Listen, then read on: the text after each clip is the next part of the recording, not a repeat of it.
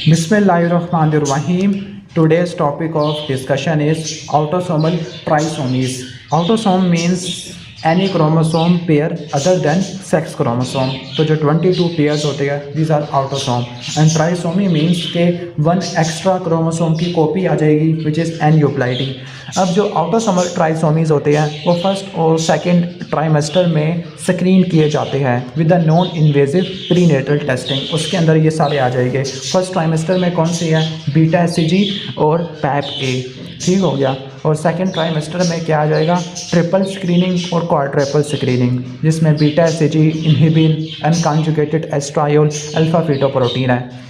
तो एक बात रट्टा मार लो कि जो ऑटोसोमल ट्राइसोमीज है वो सर्वाइव कर जाती है, लेकिन जो ऑटोसोमल मोनोसोमीज है जिसमें एक क्रोमोसोम का कॉपी कम हो गई है वो सर्वाइव नहीं कर पाती। क्लियर? तो जो ऑटोसोमल ट्राइसोमीज है उसमें तीन आपने पढ़ने हैं। सबसे ज़्यादा कॉमन है Down syndrome trisomy 21, Edward syndrome Edward E से 18, तो 18 आ जाएगा। लास्ट में पैट्यू क्रोमोसोम नंबर 13। और इनको डायग्नोस करने के लिए फर्स्ट ट्राइमेस्टर और सेकंड ट्राइमेस्टर की स्क्रीनिंग करते हैं, नॉन इन्वेजिव प्रीनेटल टेस्टिंग करते होते हैं। फिर मैं इसका बताऊंगा कि कैसे आपने याद करना है। अब ये जो ऑटोसोमल ट्राइसोमीज है ये क्यों बनती है? ये नॉन डिसजंक्शन की वजह से होती है। किसकी वजह से होती है? Non disjunction. नॉन डिसजंक्शन का मतलब है कि ड्यूरिंग एनाफेज क्रोमोसोम के पेयर्स में सेपरेट होना होता है।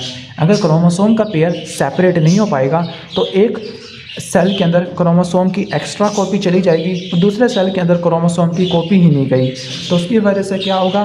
कुछ ट्राइसोमी बन जाएगी जिसमें एक्स्ट्रा कॉपी है, कुछ में मोनोसोमी क्रिएट हो जाएगी। क्लियर?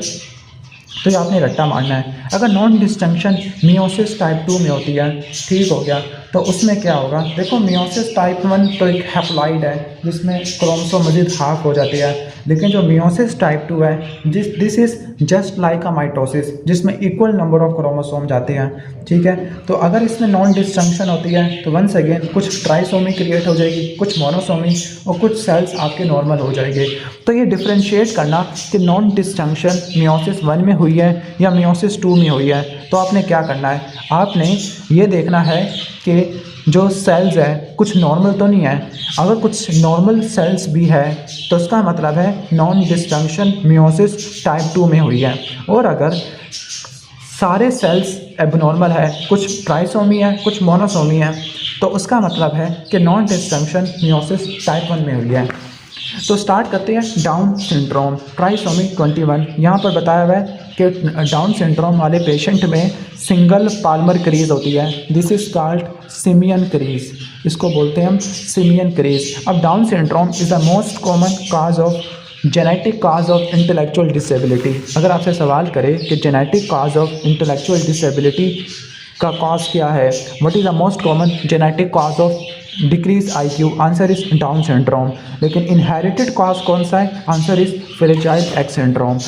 तो डाउन सिंड्रोम में IQ कम होता है, फ्लैट फेस होता है, प्रोमिनेंट एपिकेंथल फोल्ड होता है। ये आइस के ऊपर फाइंडिंग बता रहा हूँ कि प्रोमिनेंट एपिकेंथल फोल्ड होता है। पाम के ऊपर सिंगल पाल्मर क्रीज होती है। फॉर एग्जांपल मेरी तो 2 ही क्रीज है, एक ये क्रीज है मेरी और एक ये 2 क्रीज है, ये तीसरी भी कर लो, उनकी सिर्फ ये वाली क्रीज होगी। ओके, तो ये आ जाएगा। इसके अलावा इनकी जो 5वीं फिंगर है वो इनकर्व्ड हो जाएगी, just like my finger. First और सेकंड टो में गैप बढ़ जाएगा। अब बहुत इंपॉर्टेंट बात आ रही है, डाउन सिंड्रोम वाले पेशेंट में GIT की फाइंडिंग्स क्या क्या होती है? तो 3 डिजीज़ रट्टा मारनी है। ड्यूटिनल एट्रेजिया जिसमें डबल बबल साइन होता है, हर्शस्प्रंग डिजीज़ जिसमें स्क्वर्ट साइन होता है। अब ये क्या होता है GIT में देख लेना। और तीसरा एनुलर पेनक्रियास होता है। तो ये था GIT फाइंडिंग्स।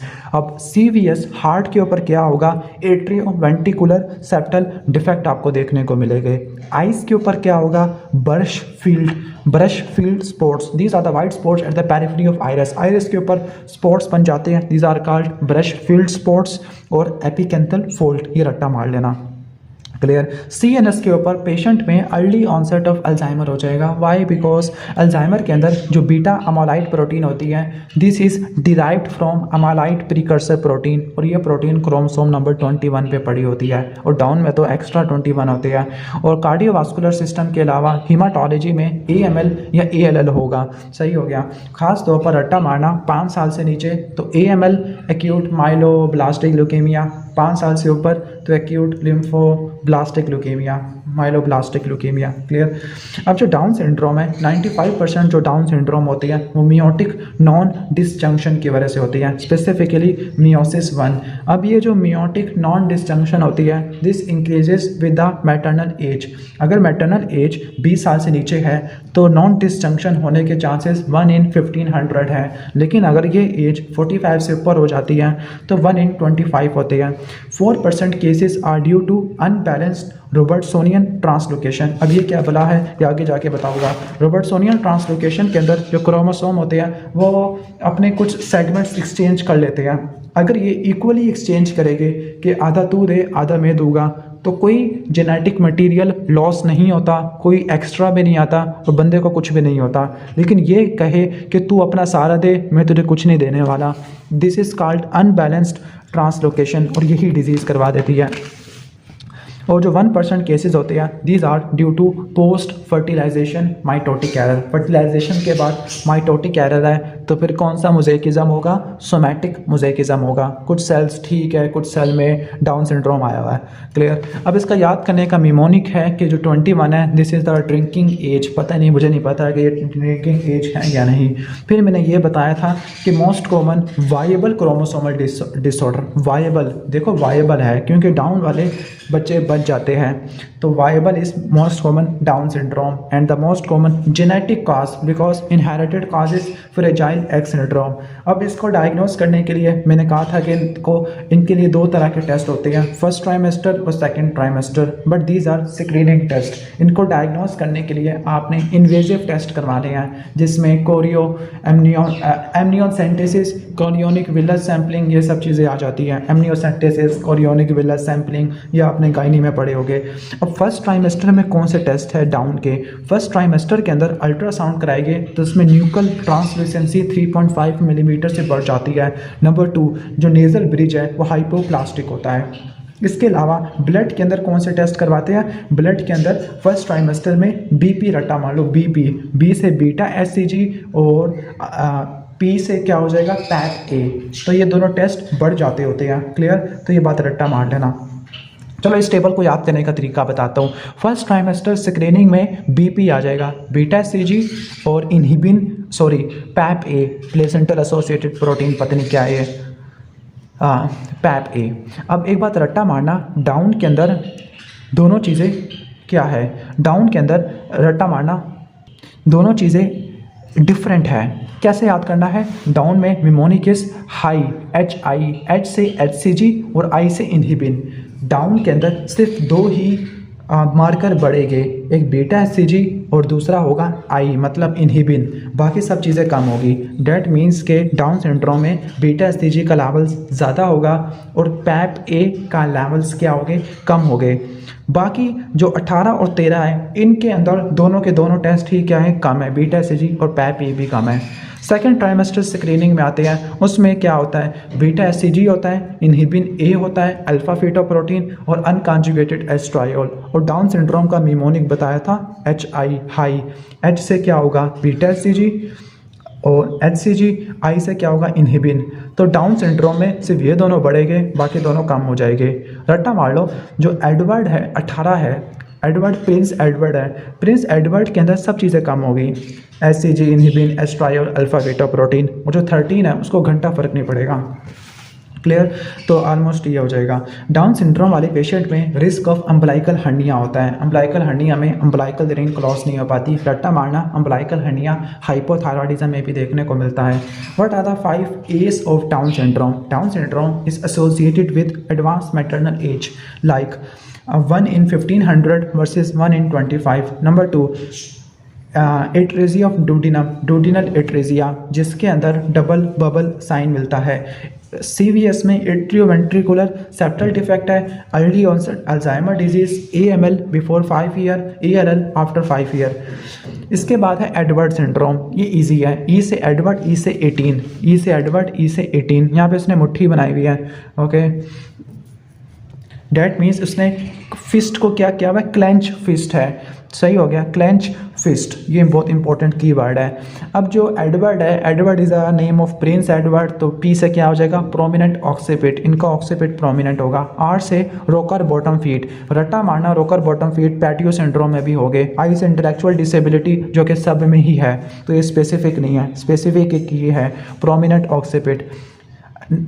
एन से non disjunction, once again this is not a specific, सब में ही नॉन डिस्टंक्शन हो रहा है, ये स्पेसिफिक है। Clench fist with overlapping fingers, this is very specific. Low set ears, ये डाउन सिंड्रोम में भी हो सकती है। Micrognathia, this is very specific. Micrognathia रट्टा मारना, दिस इज कॉल्ड स्मॉल जा।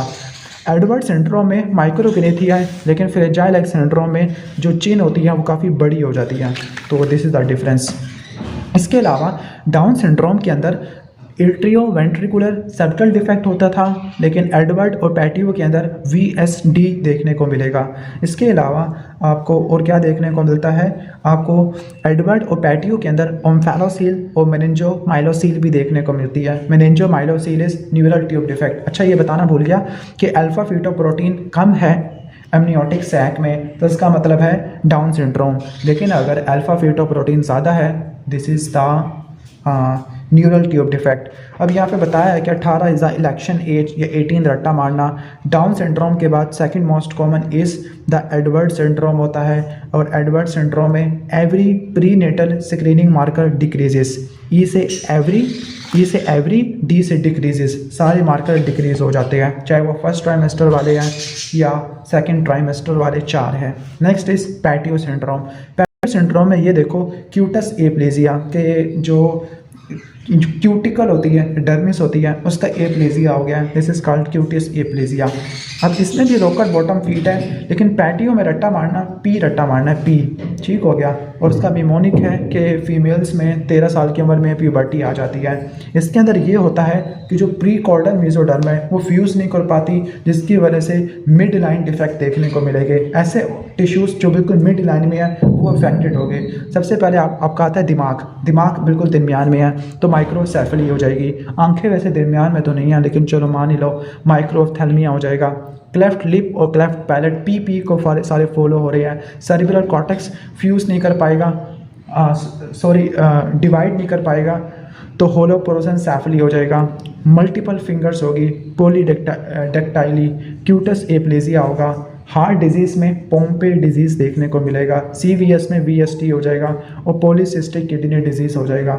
मतलब बहुत सारे पीज़ आपने रट्टा मारने हैं। रट्टा मारना कि जो मल्टीपल पीज़ वाला निमोनिक है, this is also apply for lichen planus, and this is also applicable for acute intermittent porphyrias. तो ये ना कहना कि मल्टीपल पीज़ वाले निमोनिक याद नहीं हो रहे, पहले बता दो, क्लियर। तो ऑलमोस्ट ये था। इसके बाद हम पढ़ लेते हैं ट्रांसलोकेशन, फिर क्राइटोकैट सिंड्रोम, विलियम सिंड्रोम, और नेक्स्ट आगे चलते हैं रॉबर्टसोनियन ट्रांसलोकेशन। इसमें क्या होता है, क्रोमोसोम की ट्रांसलोकेशन होती है। अब ये जो ट्रांसलोकेशन है, translocation mean migration from one point two another. अब ये 21, 22, 13, 14, 15 इनकी ट्रांसलोकेशन होती है। 21 का तो रट्टा मारा हुआ है कि यहाँ पे डाउन सिंड्रोम होता है। 22 का भी रट्टा मारा कि यहाँ पे न्यूरोफाइब्रोमाटोसिस और डाइजॉर्ज सिंड्रोम होता है, सही है। तो one of the most common types of translocation are Robertsonian translocation. अब ट्रांसलोकेशन का क्या मैकेनिज्म है कि जो क्रोमोसोम का जिस पॉइंट पे क्रोमेटिड्स आपस में अटैच होते हैं, दिस आर कॉल्ड सेंट्रोमियर्स। तो ऐसे क्रोमोसोम्स जिनका सेंट्रोमियर बिल्कुल एंड में है, फॉर एग्जांपल इसका सेंट्रोमियर क्या है, एंड में है। जब इसका सेंट्रोमियर एक एंड में है तो ये छोटा आर्म है, दिस इज कॉल्ड पी, और इसके अलावा क्यू, ठीक हो गया। तो क्या होगा कि इसमें यह होगा कि जो लॉन्ग आर्म्स है 2 क्रोमोसोम के, वो क्या हो जाएंगे, वो फ्यूज़ हो जाएंगे एट द सेंट्रोसोम, क्लियर। और जो 2 शॉर्ट आर्म है वो लॉस हो जाएंगे। फॉर एग्जांपल ये लॉन्ग आर्म थे, ये क्या हो जाएंगे, ये बच जाएंगे, लेकिन ये 2 निकल जाएंगे, सही हो गया, और कुछ नया ही चीज़ बन गई, सही हो गया। और चूँकि ये अनबैलेंस्ड हो रही है, अनबैलेंस्ड का मतलब है कि आप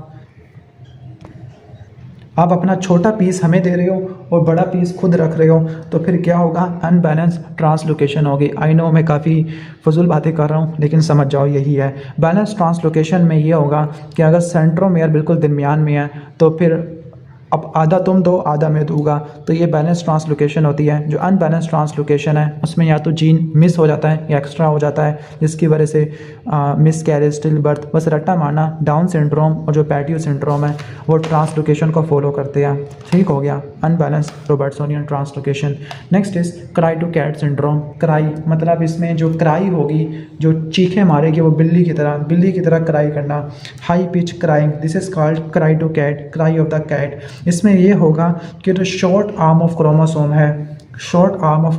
है उसकी डिलीशन होगी, deletion of short arm of chromosome. रट्टा मारना 3 डिलीशन आपने रट्टा मारनी है पूरी जेनेटिक्स में। एक डाइजॉर सिंड्रोम वाली है 22q11 माइक्रो डिलीशन सिंड्रोम। दूसरी डिलीशन है क्रोमोसोम नंबर 5 पर, उसका छोटा बाजू चला जाएगा, जिस इज कॉल्ड पी आर्म। और विलियम सिंड्रोम है उसमें क्रोमोसोम नंबर 7 इन्वॉल्व होगा, क्रोमोसोम नंबर 7 इन्वॉल्व होगा। क्लियर, सही है। तो क्राई टू कैट में क्या होगा, क्रोमोसोम नंबर 5 इन्वॉल्व होगा। क्लियर, तो उसका भी छोटा बाजू। अब इसमें क्या होगा, इसमें सबसे इंपॉर्टेंट चीज़ जो रट्टा मारनी है, इसमें जो हाई पिच क्राइंग आपको देखने को मिलेगी और आपको एपिकेंथल फोल्ड भी देखने को मिलेगा। लेकिन ये एपिकेंथल फोल्ड तो डाउन सिंड्रोम में होता था, यस, लेकिन डाउन सिंड्रोम में VST नहीं होता। VST किस में बताया था, VST एडवर्ड सिंड्रोम में बताया था। सही हो गया, एडवर्ड सिंड्रोम में। अगर नहीं याद हो रहा तो फिर आपने ऐसा रट्टा मारना कि एडवर्ड में D आ रहा है और VST में भी D आ रहा है। क्लियर, यहाँ पे मिमोनिक बताया हुआ है कि I cry when I am very sad. Clear, कि हाई पिच क्राइंग होगी एंड वेरी सैड, VST आपको देखने को मिलेगा। This are 2 high yield MCQs। Next is William syndrome, this is autosomal dominant. इसमें माइक्रो डिलीशन होती है long arm of chromosome number 7 की। अब ये जो जीन होता है ये इलास्टिन जीन को कोड करता है। अब ये जो विलियम सिंड्रोम वाले पेशेंट होते हैं बहुत ज़्यादा ब्यूटीफुल होते हैं, इनके एल्फिन फेसेस होते हैं। अब मैंने तो एल्फिन फेसेस देखा हुआ है, गूगल जाके आप कर लेना कैसे होते हैं। हाँ, ये बता रहा हूँ, बहुत सुंदर होते हैं।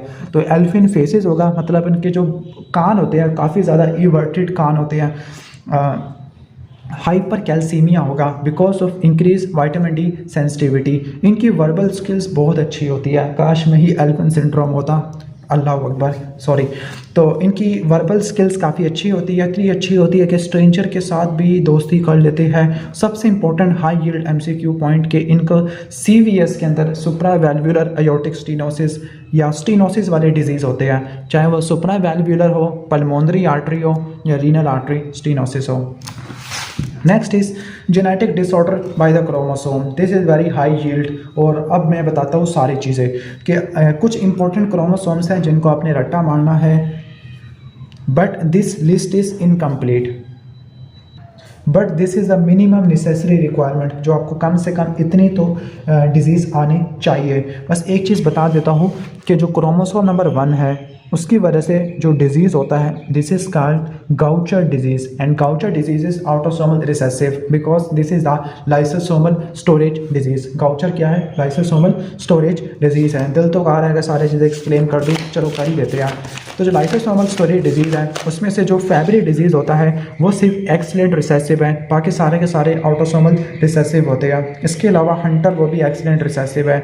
जो गाउचर डिजीज़ है, गाउचर डिजीज़ में जो एंजाइम डेफिशिएंट होता है, G से गाउचर और G से ग्लूकोसाइडेज, खास तौर पर GB से रट्टा मार लो, बीटा ग्लूकोसाइडेज। जब ये एंजाइम डेफिशिएंट होता है तो पेशेंट में बोन मैरो ख़त्म हो जाती है, पैनसाइटोपिनिया, ऑस्टियोपोरोसिस और एवास्कुलर नेक्रोसिस ऑफ फीमर देखने को मिलेगा। नंबर 2 हेपेटोस्प्लीनोमेगाली होती है। नंबर 3 गाउचर सेल्स आते हैं, these are lipid laden macrophages just like crumpled tissue appearance. Next is chromosome number 3, इस पे जो डिजीज़ होता है this is called von Hippel Lindau disease. और von Hippel Lindau disease VHL, मैं एक्सप्लेन करता हूँ। VHL में 3 स्पेलिंग आ रही है, तो ये क्रोमोसोम नंबर 3 है। और ये कौन सा कैंसर करवाता है, RCC, तो उसमें भी 3 ही स्पेलिंग आ रही है, तो ये आ जाएगा von Hippel Lindau disease, and this belongs to the neurocutaneous disease. तो let me explain the von Hippel Lindau disease. Autosomal dominant है, VHL जीन की म्यूटेशन होती है। ठीक हो गया। और जब इसकी डिलीशन हो जाएगी, नॉर्मली ये जीन करता क्या है, हाइपोक्सिया इंड्यूसिबल फैक्टर 1A इसकी यूबिक्यूटिनेशन करता है, मतलब इसको उड़ा देता है। लेकिन जब ये हाइपोक्सिया इंड्यूसिबल फैक्टर एक्सप्रेस हो जाएगा तो वो हिमेंजियोब्लास्टोमा करवा देगा। These are the tumour of blood vessels, haemangioblastoma करवा देगा। हिमेंजियोब्लास्टोमा रेटिना में होते हैं, ब्रेन स्टेम सेरिबेलम में होते हैं। नंबर 2 एंजियोमेटोसिस करवा देगा। Number 3 bilateral RCC. Number 4 phaeochromocytoma, HARP करवा देगा, हार्प। एच से हिमेंजियोब्लास्टोमा, एंजियोमेटोसिस, आर से रीनल सेल कैंसर, पी से फियोक्रोमोसाइटोमा, और ये रीनल सेल कैंसर करवाता है। नेक्स्ट इज जो क्रोमोसोम नंबर 4 है, इसके ऊपर autosomal dominant polycystic kidney disease का पड़ा होता है। अब रट्टा मारना कि ऑटोसोमल पॉलीसिस्टिक किडनी डिजीज़ है, इसके 2 जीन होते हैं, PKD1 और PKD2। जो D2 है वो 4 है, जो D1 है वो होता है क्रोमोसोम नंबर 16। सही हो गया। 16 क्रोमोसोम नंबर 16। तो ये तो इजी है, 1 के आगे 6 लगा दो तो बन जाएगा 16। तो PKD1 16 और PKD2 4 बन जाएगा। क्लियर। अब जो autosomal dominant polycystic kidney disease है, let me explain this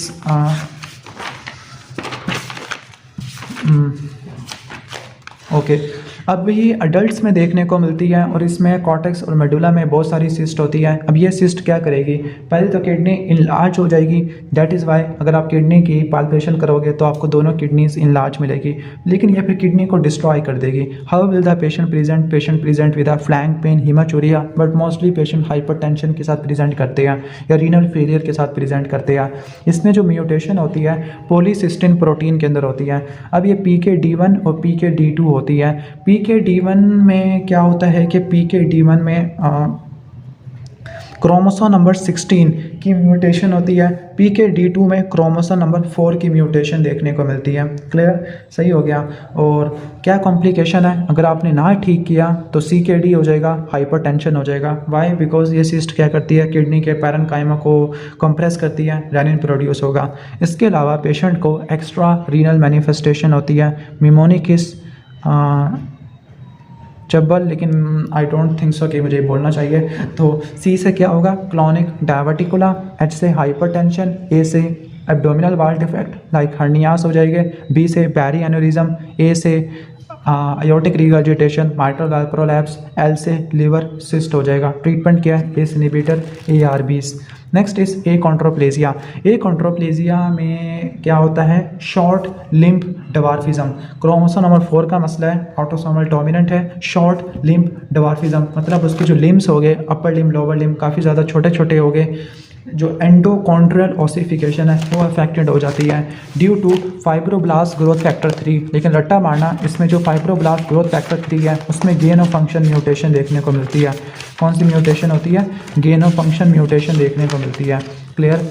अब जो बोन्स होती है वो 2 मैकेनिज्म से बनती है, एंडोकॉन्ड्रियल ऑसिफिकेशन और इंट्रा मेम्ब्रेनस ऑसिफिकेशन।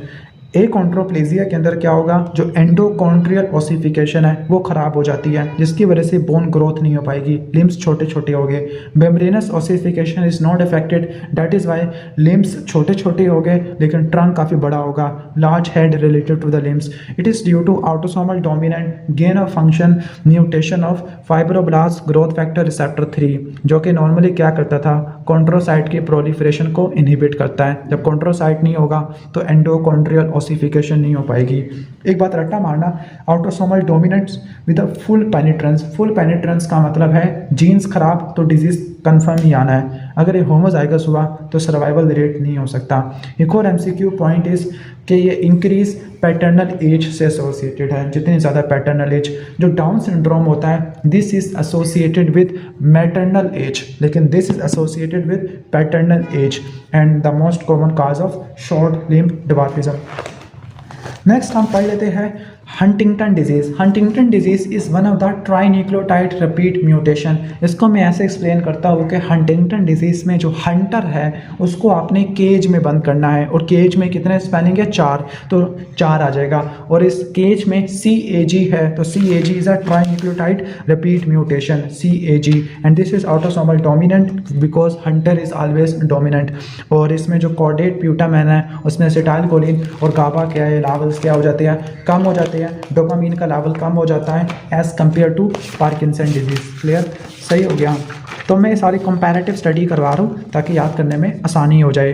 तो हंटिंगटन डिजीज़ में स्ट्राइटम के अंदर गाबर्जिक न्यूरॉन्स लॉस हो जाते हैं। It is autosomal dominant CAG trinucleotide repeat mutation. Huntington gene होता है क्रोमोसोम नंबर 4 पे, इसमें भी गेन ऑफ फंक्शन म्यूटेशन होती है। गेन ऑफ फंक्शन म्यूटेशन किसकी होगी? ग्लूटामेट रिसेप्टर की। ग्लूटामेट रिसेप्टर NMDA पे जाके बाइंड करेगा, न्यूरॉन को एक्साइट करेगा, और न्यूरॉन्स इतने ज़्यादा एक्साइट हो जाएंगे कि वो डैमेज हो जाएंगे। और जब आप MRI कराओगे तो कॉर्डेट और प्यूटामेन की एट्रोफी होगी, और जब ब्रेन की एट्रोफी होती है तो उसको ऑक्यूपाई कर लेगा वेंट्रिकल्स, तो एक्स वैक्यू वेंट्रिकुलोमेगैली हो जाएगी। और चूंकि ये ट्राइन्यूक्लियोटाइड रिपीट एक्सपांशन है तो इसमें एंटीसिपेशन देखने को मिलेगी, जिसमें आप पेशेंट को ही कर सकते हैं CAG कॉर्डेट लूजिस एसिटाइलकोलिन एंड गाबा। अब इसके जो सिम्टम्स होते हैं 30 to 40 के दरमियान में देखने को मिलते हैं। 50 रट्टा मार लो, 3M रट्टा मारने हैं। Motor, memory, mood. मोटर के अंदर क्या होगा? पेशेंट में कोरिया एथिटोसिस होगा। Korea is rapid involuntary jerky movement, एथिटोसिस is the slow rising movement. Memory के अंदर उसको डिमेंशिया हो जाएगा, और मूड के अंदर डिप्रेशन या एग्रेशन हो जाएगा। And you have to differentiate from substance abuse. Okay, तो हम कहाँ पे थे? We were in the Huntington disease को कवर कर लिया था। तो नेक्स्ट इज़, अच्छा, हंटिंगटन डिजीज़ में drug of choice is deutetrabenazine. Next is cri du chat syndrome. तो मैंने बताया था कि क्राइटोकैट सिंड्रोम, विलियम सिंड्रोम और डाइजॉस सिंड्रोम में क्या सिमिलैरिटी है? These are the microdeletion syndrome. तो क्राइटोकैट सिंड्रोम के अंदर जो क्रोमोसोम नंबर 5 का शॉर्ट आर्म 5P वो लॉस हो जाता है, and the high pitch crying just like a cat, epicanthal fold और VST देखने को मिलेगा। इसके अलावा क्रोमोसोम नंबर 5 के ऊपर फैब का क्रोमोसोम होता है, फेमिलियल एडिनोमेटस पॉलीपोसिस। APC जीन की म्यूटेशन होती है जिसकी वजह से बहुत सारे पॉलिप्स होते हैं, और 100% चांस होता है कोलोरेक्टल कैंसर का। दैट इज़ वाई आपने प्रोफाइलैक्टिक कोलेक्टमी करवा देनी है इससे पहले कि कैंसर डेवलप हो जाए। तो ये फैब है, ऑटोसोमल डोमिनेंट म्यूटेशन होती है APC जीन की, क्रोमोसोम नंबर 5 पे पड़ा होता है। 2 hit hypothesis, that means that के दोनों अलील्स की म्यूटेशन चाहिए because these are tumour suppressor gene. अब ये पैन कॉलोनिक होता है, पूरे कॉलोन को इन्वॉल्व करता है, हमेशा रेक्टम को इन्वॉल्व करता है। प्रोफाइलैक्टिक कोलेक्टमी करवा दो, अदरवाइज कैंसर हो जाएगा। नेक्स्ट इज क्रोमोसोम नंबर 6 के ऊपर पड़ा होता है हीमोक्रोमेटोसिस का। अब देखो 3 मेटाबॉलिक डिजीज़ होते हैं लीवर के, एक है हीमोक्रोमेटोसिस, दूसरा विल्सन डिजीज़, और तीसरा आ जाता है अल्फा-1 एंटीट्रिप्सिन डेफिशिएंसी। तो जो आपका विल्सन डिजीज़ है वो क्रोमोसोम नंबर 13 पे पड़ा होता है, ठीक हो गया। क्रोमोसोम नंबर 14 के ऊपर अल्फा-1 एंटीट्रिप्सिन डेफिशिएंसी, और क्रोमोसोम नंबर 6 के ऊपर haemochromatosis. Let me explain all this disease.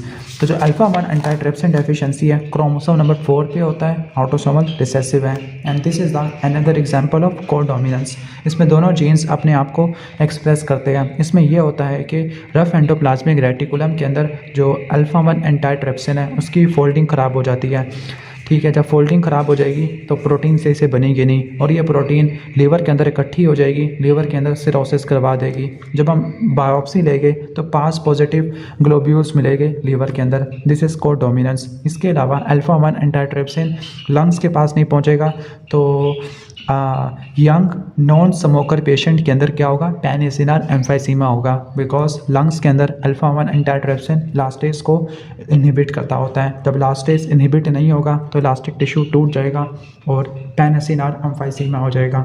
जो पास पॉजिटिव स्टेनिंग होती है वो ग्लाइकोजन स्टोरेज डिजीज़ में होती है। इसके अलावा अल्फा-1 एंटीट्रिप्सिन डेफिशिएंसी डायबिटिक नेफ्रोपैथी में आपको देखने को मिलती है, बोन मैरो के लिए देते हैं, या विपल्स डिजीज़ में। नेक्स्ट इज अच्छा मैं और एक्सप्लेन कर दूं, क्रोमोसोम नंबर 13 पे पढ़ा था विल्सन डिजीज़। विल्सन डिजीज़ में क्या होता है कि कॉपर की एक्सक्रीशन नहीं हो पाती, क्लियर, कॉपर की एक्सक्रीशन नहीं हो पाती। Wilson disease is called hepato lenticular degeneration. Autosomal recessive mutation होती है, ATP7B, कॉपर की एक्सक्रीशन नहीं हो पाती और एपोसिरालोप्लाज्मिन में इनकॉर्पोरेट नहीं हो पाएगा, जिसकी वजह से कॉपर का लेवल बढ़ जाएगा और सिरालोप्लाज्मिन का लेवल कम हो जाएगा। अब ये जो होते हैं पेशेंट्स होते हैं वो बिफोर 40 प्रेजेंट करते हैं as compare to haemochromatosis which present after the age of 40। तो विल्सन डिजीज़ बिफोर 40 लीवर में हेपेटाइटिस, लीवर फेलियर या सिरोसिस हो जाएगा। न्यूरोलॉजिकल फाइंडिंग के अंदर बेसल गैंग्लिया में कॉपर डेपोजिट होगा, जिसकी वजह से dysarthria, dystonia is called muscle spasm, tremors या पार्किंसनिज्म देखने को मिलेगा, या न्यूरोसाइकेट्रिक सिम्टम्स हो गए। कॉर्निया के अंदर डेस्मेंट मेम्ब्रेन में कॉपर डेपोजिट होगा, केसर फ्लैश रिंग्स हो गए। ब्लड के अंदर हिमोलिटिक एनीमिया और रीनल डिजीज़ में फैनकोनी सिंड्रोम या proximal renal tubular acidosis type 2 हो जाएगा। ट्रीटमेंट के अंदर आपने चिलेशन देनी है पेनिसिलामिन की और ट्रायंटीन की, इसके अलावा ओरल जिंक दे सकते हैं, लीवर ट्रांसप्लांट करना है। हीमोक्रोमेटोसिस का जो क्रोमोसोम होता है वो होता है क्रोमोसोम नंबर 6। तो ये भी ऑटोसोमल रिसेसिव है, तीनों ही ऑटोसोमल रिसेसिव है बिकॉज एंजाइम्स वाले सारे ऑटोसोमल रिसेसिव होते हैं। इसमें HFE जीन की म्यूटेशन होती है, जिसकी वजह से क्या होगा, हेप्सिडिन कम हो जाएगा। Hepcidin is a negative regulator of iron, जिसकी वजह से आयरन की एब्जॉर्प्शन बढ़ जाती है, आयरन का ओवरलोड हो जाएगा। अभी आयरन ओवरलोड कॉन्जेनाइटल हो सकता है due to HFE gene mutation, या सेकेंडरी हो सकती है due to chronic transfusion therapy in case of beta thalassaemia. इसमें आयरन ओवरलोड होगा और आप लीवर के बायोप्सी या MRI कराओगे कौन सी स्टेन से, प्रूशियन ब्लू स्टेन से। याद करना अल्फा-1 एंटाइट्रिप्सिन के लिए पास पॉजिटिव था, इसके लिए प्रूशियन ब्लू स्टेन है। Wilson disease before age 40 present करता है, हीमोक्रोमेटोसिस आफ्टर एज 40 प्रेजेंट करता है, जब बॉडी का आयरन 20 ग्राम से ज़्यादा होता है। अब हीमोक्रोमेटोसिस हमेशा पोस्ट मेनोपॉजल फीमेल्स में होगा, प्री में क्यों नहीं होगा, क्योंकि प्री में मेंस्ट्रुएशन ब्लड लॉस होता है। Classical triad is cirrhosis, diabetes mellitus, skin pigmentation, bronze diabetes. इसके अलावा रिस्ट्रिक्टिव कार्डियोमायोपैथी क्लासिकल केसेस में and dilated cardiomyopathy reversible cases में। पिट्यूटरी में डेपोजिट होगा तो हाइपोगोनेडिज्म होगा, जॉइंट्स में होगा calcium pyrophosphate deposition disease at the metacarpophalangeal joint and the cause of death is hepatocellular cancer. Treatment is repeated phlebotomy करनी है और आयरन चिलेशन करनी है विद डिफ्रासिरोक्स, डिफ्रॉक्सामिन, डेफिलिप्रोन। अब अगर हेरिडेटरी हीमोक्रोमेटोसिस है तो सीरियल फ्लेबॉटमी करनी है और अगर सेकेंडरी है तो चिलेशन थेरेपी विद डिफ्रॉक्सामिन देनी है। तो क्रोमोसोम नंबर 7 पे 2 डिजीज़ होते हैं, निमोनिक इज वर्ल्ड कप 7 2007 का वर्ल्ड कप याद कर लो। तो W से विलियम्स और C से सिस्टिक फाइब्रोसिस। विलियम्स सिंड्रोम के अंदर क्या होता है, क्रोमोसोम नंबर 7 का लॉन्ग आर्म की डिलीशन होती है, इलास्टिन जीन को इनकोड करता है। इसमें एल्फन फेसेस होते हैं, hypercalcaemia due to increase vitamin D sensitivity, अच्छी वर्बल स्किल्स होती है और कार्डियोवास्कुलर डिजीज़ में स्टीनोसिस आ जाती है, चाहे वो सुप्रावैल्वुलर हो, पल्मोनरी हो या रीनल आर्टरी स्टीनोसिस हो। नेक्स्ट इज सिस्टिक फाइब्रोसिस, ये मैंने लास्ट वीडियो में भी एक्सप्लेन किया था। Cystic fibrosis is autosomal recessive, CFTR gene की म्यूटेशन होती है, क्रोमोसोम नंबर 7 पे होता है।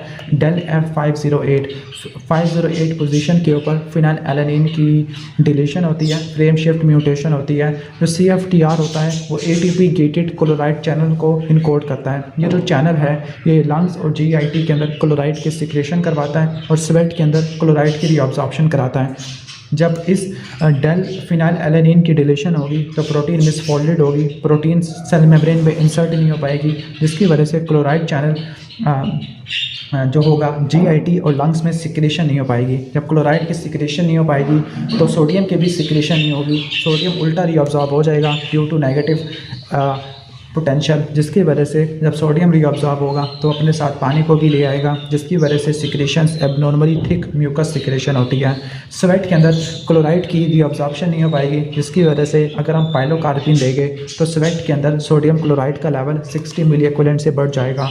और इसमें यह होगा कि स्वेट के अंदर सोडियम क्लोराइड और वाटर लॉस हो रहा है, तो फिर renin angiotensin aldosterone system activate होगा।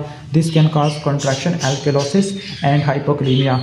ठीक हो गया। इसके अलावा स्क्रीनिंग के लिए हम इम्यूनो रिएक्टिव ट्रिप्सिनोजन के लावज कराते हैं due to clogging of pancreatic duct. Complications क्या होती है? रिस्पिरेटरी सिस्टम के अंदर निमोनिया होता है 10 साल से नीचे वालों में स्टेफोरियस और 10 साल से ऊपर वालों में सूडोमोनास एरोजिनोसा। इसके अलावा एलर्जिक ब्रोंकोपल्मोनरी एस्परजिलोसिस होती है, क्रोनिक ब्रोंकिएक्टेसिस देखने को मिलती है और क्रोनिक ब्रोंकिएक्टेसिस में ट्रैम्प ट्रैक अपीयरेंस होती है। This appearance is also present in case of membranoproliferative glomerulonephritis. इसके अलावा साइनसिस की ओपेसिफिकेशन, पॉलिप्स और क्लबिंग देखने को मिलती है। जीआईटी के अंदर पेनक्रियाटिक इंसफिशेंसी होगी, क्रॉनिक पेनक्रियाटाइटिस होगा जिसकी वजह से पेनक्रियाटिक इंसफिशेंसी होगी। When there is pancreatic insufficiency there is decrease absorption और malabsorption of fat soluble vitamins which include A, D, E, K. इसके अलावा एक्सोक्राइन पेनक्रियाज के अलावा एंडोक्राइन पेनक्रियाज की भी इंसफिशेंसी होगी जिसकी वजह से डायबिटीज़ आपको देखने को मिलेगी। इसके अलावा सेकेंडरी बिलियरी सिरोसिस हो सकती है, liver disease, meconium ileus in newborn. Reproductive tract के अंदर पड़े मेल्स में infertility due to absence of vas deferens और फीमेल्स में subfertility due to abnormally thick cervical mucus. अब ट्रीटमेंट के अंदर CFTR मॉड्यूलेटर्स देते हैं जिसमें पोटेंशिएटर के अंदर आइवा कैप्टोर और कोरेक्टर के अंदर ल्यूमी कैप्टोर और टीजा कैप्टोर है। इसके अलावा एंटीबायोटिक में एजिथ्रोमाइसिन, एनसेड देते हैं, पेनक्रिलाइपेज फॉर पेनक्रियाटिक इंसफिशेंसी और म्यूकस क्लियरेंस के लिए हाइपरटोनिक सलाइन और DNAs ये देते हैं। नेक्स्ट इज क्रोमोसोम नंबर 9 पर एक ट्राइन्यूक्लियोटाइड रिपीट म्यूटेशन है। This is the Friedreich ataxia. तो ये ट्राइन्यूक्लियोटाइड रिपीट म्यूटेशन है GAA और ये ऑटोसोमल रिसेसिव होता है। अब ऑटोसोमल रिसेसिव म्यूटेशन होती है जिसकी वजह से फ्रेटेक्सन प्रोटीन की म्यूटेशन होती है। This is the iron binding protein. जब इस प्रोटीन में मसला हो जाएगा तो उसकी वजह से क्या हो जाएगा? इसकी वजह से माइटोकॉन्ड्रिया काम नहीं करेगा और इसमें 4 चीज़ें डीजनरेट होगी। लैटरल कॉर्टिकोस्पाइनल ट्रैक जिसकी वजह से स्पास्टिक पैरालिसिस होगी, स्पाइनोसेरिबेलर ट्रैक जिसकी वजह से एटेक्सिया होगा, डोर्सल कॉलम जिसकी वजह से वाइब्रेशन प्रोप्रियोसेप्शन कम होती है, डोर्सल रूट गैंग्लिया जिसकी वजह से डीप टेंडन रिफ्लेक्सेस लॉस हो जाती है। सही हो गया। इसके अलावा गेट स्टैगरिंग होता है, फ्रीक्वेंट फॉलिंग होती है because of ataxia, nystagmus dysarthria due to cerebellar dysfunction. Lower limb के अंदर पेस कैवस, हैमर टू देखने को मिलती है, diabetes mellitus and hypertrophic obstructive cardiomyopathy which is a cause of death और पेशेंट में स्कोलियोसिस देखने को मिलता होता है। Okay, next is tuberous sclerosis. This is a neurocutaneous syndrome, chromosome number 9 पे पड़ा होता है। अब ट्यूबरस स्क्लेरोसिस और मैंने बताया था McCune Albright, these are the somatic mosaicism. These are somatic mosaicism. Mosaicism में यह था कि 2 या 2 से ज़्यादा जेनेटिकली आइडेंटिकल सेल्स पड़े होते हैं एक ही सेम इंडिविजुअल के अंदर, तो ये आ जाएगा। तो ये था न्यूरोक्यूटेनियस सिंड्रोम। तो स्टर्ज वेबर सिंड्रोम है, क्रोमोसोम नंबर 9 को रटा जो स्टर्ज वेबर सिंड्रोम है वो सोमैटिक मोज़ेकिज्म है। जो ट्यूबरस स्क्लेरोसिस है वो क्रोमोसोम नंबर 9 पे पड़ा होता है। अच्छा, मैं सारे एक्सप्लेन कर देता हूँ। न्यूरोक्यूटेनियस सिंड्रोम बस सुपरफिशियल से। जो स्टर्ज वेबर सिंड्रोम था उसमें सोमैटिक मोज़ेकिज्म होती है, GNAQ जीन की म्यूटेशन होती है। क्लियर। और इसमें क्या चीज़ें देखने को मिलती हैं? इसमें कैपिलरी वेसल्स मालफॉर्मेशन होती हैं। For example port wine stain which is called naevus flammeus या हेमांजियोमास होती है इन ट्राइजेमिनल V1 या V2। नंबर 2 लेप्टोमेनिंजियल एंजियोमास होते हैं, मेनिंजीज में एंजियोमास होते हैं जिसकी वजह से सीजर्स होते हैं। नंबर 3 एपीसेक्लेरल हेमांजियोमास होते हैं। जब सेक्लेरा में हेमांजियोमा हो गए तो इंट्राऑकुलर प्रेशर बढ़ेगा और अर्ली ऑनसेट ग्लूकोमा हो जाएगा। इसके बाद जो बाकी सारे डिजीज़ हैं वो ऑटोसोमल डोमिनेंट है। जो ट्यूबरस स्क्लेरोसिस है इसमें कीवर्ड रट्टा मारना कि इसमें वेरिएबल एक्सप्रेशन है। न्यूरोफाइब्रोमाटोसिस टाइप 1 में 100% पेनिट्रेंस है। सही हो गया। ये कीवर्ड आपने रट्टा मारने हैं। ट्यूबरस स्क्लेरोसिस के 2 जीन्स होते हैं, TSC1 TSC2। जो TSC1 होता है वो 9 पे होता है, जो TSC2 है वो 16 पे होता है। कैसे याद करना है? जो TSC2 का मतलब ट्यूबोरिन, तो ये प्रोटीन ट्यूबरिन होती है। कौन सी प्रोटीन होती है? ट्यूबेरिन होती है और ये क्रोमोसोम नंबर 16 पे पड़ी होती है। सही हो गया। अब ट्यूबरस स्क्लेरोसिस में क्या होता है? ट्यूबरस स्क्लेरोसिस में हीमाटोमास होते हैं। Hamartomas are the disorganised tissue, CNS या स्किन में होते हैं। नंबर 2 एंजियोफाइब्रोमास आपको देखने को मिलते हैं। ये ब्लड वेसल के ट्यूमर्स है, एंजियोफाइब्रोमास। क्लियर। इसके अलावा माइक्रो रिगर्जिटेशन मिलेगी CVS में, और एक स्पेसिफिक फाइंडिंग है, this are hypopigmented macules. Hypopigmented neurofibromatosis type 1 में हाइपर पिगमेंटेड होते हैं, these are called cafe au lait spots. Ash leaf spots में हाइपोपिगमेंटेड मैक्यूल्स होते हैं। CVS में कार्डिक रेप्टोमायोमास होते हैं, किडनी के अंदर रीनल एंजियोमायोलाइपोमास होते हैं, और स्किन के अंदर शार्ग्रीन पैचेस ऐश लीफ स्पॉट्स होते हैं। अब इन पेशेंट के अंदर एस्ट्रोसाइटोमास और उंगल फाइब्रोमास वगैरह आपको देखने को मिलते हैं, सब एपेंडाइमल जाइंट सेल एस्ट्रोसाइटोमास। जो न्यूरोफाइब्रोमाटोसिस टाइप 1 है उसका क्रोमोसोम नंबर 17 होता है। कहते हैं कि इसका दूसरा नाम है वॉन रटलिंगसन डिजीज़, तो उसमें 17 लेटर्स हैं, तो ये न्यूरोफाइब्रोमाटोसिस का क्रोमोसोम नंबर 17 होता है। ये न्यूरोफाइब्रोमिन को इनकोड करता है जो कि नेगेटिव रास होती है। बस न्यूरोफाइब्रोमाटोसिस टाइप 1 का दूसरा नाम है वॉन रेक्लिंगसन डिजीज़, क्रोमोसोम नंबर 17 पे पड़ा होता है। इसकी जो फाइंडिंग्स होती है, निमोनिकस साइक्लोप्स, SC से कैफेलोड स्पॉट्स, I से इंटेलेक्चुअल डिसेबिलिटी, जिसको इग्नोर कर सकते हैं, C से क्यूटेनियस न्यूरोफाइब्रोमास, L से लिश नोड्यूल, आइरस में हिमाटोमास होते हैं, O से ऑप्टिक लायोमा, T से फियोक्रोमोसाइटोमा, S से सीजर्स, और S से signs due to sphenoid dysplasia. Neurofibromatosis type 2, this is very much easy. Type 2 तो दो लगा दो, प्रोटीन इज मल्डिन, ठीक है, जीन मल्डिन जीन होता है। अब इसमें न्यूरोफाइब्रोमाटोसिस टाइप 2 2 ईयर्स और 2 आइज़ को इन्वॉल्व करता है। 2 ईयर्स को मतलब कि ये वेस्टिबुलर शवानोमास कराएगा बायलैटरल, और इसके अलावा बायलैटरल कैटरेक्ट करवाएगा। इसके अलावा 2 ट्यूमर करवाएगा, ME से रट्टा मारना, मेनिंजियोमा और एपेंडाइमोमा। सही हो गया। नेक्स्ट इज वॉन VHL, ये मैंने एक्सप्लेन किया था, इसका मिमोनिक है हार्प, H से हिमेंजियोब्लास्टोमा, A से एंजियोमेटोसिस, R से रीनल सेल कैंसर, P से फियोक्रोमोसाइटोमा। और इसमें 3P मतलब है कि 3 लेटर्स आ रहे हैं ना, तो क्रोमोसोम नंबर 3 रट्टा मारना है। क्लियर। इसके बाद आगे चलते हैं विम्स ट्यूमर। तो विम्स ट्यूमर दिस इज ये बच्चों के अंदर जो किडनी का ट्यूमर होता है, this is the Wilms tumour. जो RCC पड़ा था वो हिमेंजियोब्लास्टोमा से एसोसिएटेड था। जो विम्स ट्यूमर है वो WT1 जीन की म्यूटेशन से एसोसिएटेड होता है, this is also called nephroblastoma. Clear. 2 से लेकर 4 साल वाले बच्चों में देखने को मिलता है। बच्चों में फ्लैंक मैस होगा, हीमाचूरिया, हाइपरटेंशन होती है। क्रोमोसोम नंबर 11 रट्टा मारनी है, क्रोमोसोम नंबर 11। तो 11 के ऊपर एक विम्स ट्यूमर है, दूसरा बीटा ग्लोबिन चेन होती है। बीटा ग्लोबिन चेन के 2 ही डिजीज़ है, क्या क्वालिटी ख़राब हो गया सिकल सेल डिजीज़, या क्वांटिटी ख़त्म हो गया तो बीटा थैलासीमिया। इसके अलावा क्रोमोसोम नंबर 11 के ऊपर मैन सिंड्रोम भी देखने को मिलता होता है। तो ये विम्स ट्यूमर मैंने एक्सप्लेन कर दिया है। जो विम्स ट्यूमर होता है ये दूसरे सिंड्रोम के साथ एसोसिएटेड होता है। For example WAGR complex, W से विम्स ट्यूमर, A से एनेरिडिया, G से जेनिटो यूरिनरी मैलफॉर्मेशन, और R से क्या होगा, रेंज ऑफ डेवलपमेंटल डिले या मेंटल रिटार्डेशन, रट्टा मार लो। जो डेनिस ड्रैश सिंड्रोम है उसमें डिफ्यूज मिजेंजियल स्क्लेरोसिस होती है, जिसकी वजह से नेफ्रोटिक सिंड्रोम होता है। एक और D से डिसजेनेसिस ऑफ गोनेड्स, जिसमें मेल सूडो हर्माफ्रोडाइटिज्म होती है। और विम्स ट्यूमर तो हो गए ही। इसके बाद बैकविथ फ्रीडमैन सिंड्रोम है, उसमें WT2 जीन की म्यूटेशन होती है, निमोनिकस WHO। W से विम्स ट्यूमर, H से क्या बनेगा, हेमी हाइपरट्रॉफी, ओके। और इसके अलावा O से क्या बनेगा, ऑर्गेनोमेगैली और ओम्फैलोसील। सही हो गया। तो उम्मीद है कि समझ आ गया होगा। तो ये था हमारा विम्स ट्यूमर। अब जो बीटा ग्लोबिन चेन है उसके 2 डिजीज़ होते हैं, बीटा थैलासीमिया और MEN1। रट्टा मारना कि जो अल्फा थैलासीमिया होता है उसका जो जीन पड़ा होता है वो क्रोमोसोम नंबर 16 पे पड़ा होता है, लेकिन जो बीटा थैलासीमिया है वो उसका पड़ा होता है क्रोमोसोम नंबर 11 पर। जो 16 पर PKD1 पड़ा है, 16 पर आपने अल्फा थैलासीमिया पढ़ लिया, और 16 पर आपने ट्यूबरस स्क्लेरोसिस पढ़ लिया। सही हो गया। तो ये कुछ इंपॉर्टेंट डिजीज़ है। जो 17 पे था, 17 पे न्यूरोफाइब्रोमाटोसिस टाइप 1, जिसको वॉन रेक्लिंगसन डिजीज़ कहते हैं। इसके अलावा BRCA1 जीन म्यूटेशन और P53 जीन म्यूटेशन, ये सारी आ जाती है। Okay, clear. जो आप 13, 18, 22 ये तो आपको आते हैं। 13, 18, 21, 13 वाला पैटियो सिंड्रोम जो मैंने एक्सप्लेन किया है, और विल्सन डिजीज़ एक्सप्लेन किया है। इसके अलावा रेटिनोब्लास्टोमा और BRCA1 है। 18 वाला एडवर्ड, 18 से 18, 21 से डाउन सिंड्रोम आ जाएगा। 22 वाला न्यूरोफाइब्रोमाटोसिस और डाइजॉर सिंड्रोम, कैच 22 आपने रट्टा मार लेना है। एक्स में सारे एक्स लिंक्ड डोमिनेंट या एक्स लिंक्ड रिसेसिव आ जाते हैं। सही हो गया।